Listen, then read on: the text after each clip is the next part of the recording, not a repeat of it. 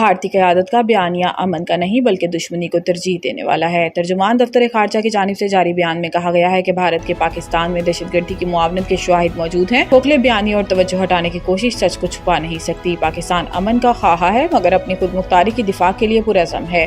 ترجمان نے کہا کہ بھارتی قیادت کا بیانیہ امن نہیں دشمنی کو ترجیح دینے والا ہے۔ بھارت کو پاکستان کو عدم استحکام کا ذمہ دار ٹھہرانا حقائق سے انحراف ہے۔ ترجمان دفتر خارجہ کا کہنا تھا کہ مقبوضہ کشمیر کا تنازعہ خطے کے امن و استحکام کے لیے بنیادی خطرہ ہے۔ پاکستان کشمیری عوام کی خواہشات اور UN قراردادوں کے مطابق حل کا حامی ہے، جبکہ مسئلہ کشمیر کو نظر انداز کرنا خطے کو بد اعتمادی اور تصادم میں جھونکنے کے مترادف ہے۔ ترجمان نے مزید کہا کہ حالیہ واقعات سے واضح ہے کہ جنگی جنون اور دھونس بے سود ہیں۔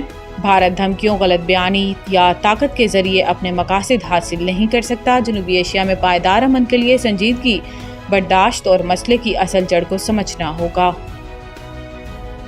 نون لیگ نے ملک کو ایٹمی قوت بنایا، چین کے ساتھ مل کر JF-17 دیا نواز شریف۔ سابق وزیر اعظم اور مسلم لیگ نون کے قائد میاں محمد نواز شریف کا کہنا ہے کہ مسلم لیگ نون نے پاکستان کو ایٹمی قوت بنایا۔ پچھلی حکومت نے جو ملک کا حال کیا تھا اسے مسلم لیگ نون بتدریج بہتر بنا رہی ہے۔ نون لیگ کے نواز شریف نے لندن پہنچنے کے بعد میڈیا سے گفتگو کرتے ہوئے کہا کہ مسلم لیگ نون نے پاکستان کو میزائل ٹیکنالوجی دی، ہر شعبے کی ترقی میں مسلم لیگ کا کردار ہے۔ نواز شریف نے کہا کہ پچھلی حکومت نے جو ملک کا حال کیا تھا مسلم لیگ نون بتدریج اسے بہتر بنا رہی ہے۔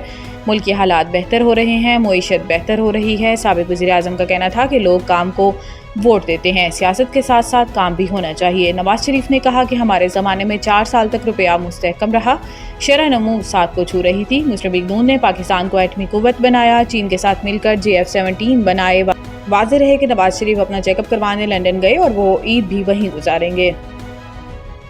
قربانی کی کھالیں صرف چیریٹی کمیشن سے رجسٹرڈ اداروں کو دیں، محکمہ داخلہ پنجاب نے کالعدم تنظیموں اور ان کی ذیلی اداروں کی فہرست جاری کرتے ہوئے ہدایت کی ہے کہ شہری ان کالعدم تنظیموں اور ان کے ذیلی اداروں کو قربانی کی کھالیں نہ دیں۔ ترجمان محکمہ داخلہ نے کہا کہ انسداد دہشت گردی ایکٹ 1997 کے تحت کالعدم تنظیموں کی معاونت جرم ہے اور کالعدم تنظیموں کی امداد کرنے والے قانون کے شکنجے میں آئیں گے۔ محکمہ داخلہ نے کہا کہ قربانی کی کھالیں صرف پنجاب چیریٹی کمیشن سے رجسٹرڈ اداروں کو دیں۔ رجسٹرڈ اداروں کی تصدیق ان کے سرٹیفکیٹ پر QR کوڈ سے کی جا سکتی ہے۔ ترجمان نے مزید کہا کہ شہری یقینی بنائیں ان کی امداد دہشت گردوں کی بجائے صحیح حقدار تک پہنچے اور اس کے لیے رجسٹرڈ اداروں کی تفصیلات محکمہ داخلہ پنجاب کی ویب سائٹ پر دیکھی جا سکتی ہیں، جبکہ پنجاب چیریٹی کمیشن اور نیکٹا کی ویب سائٹ پر بھی تمام کالعدم تنظیموں کی تفصیلات ہیں۔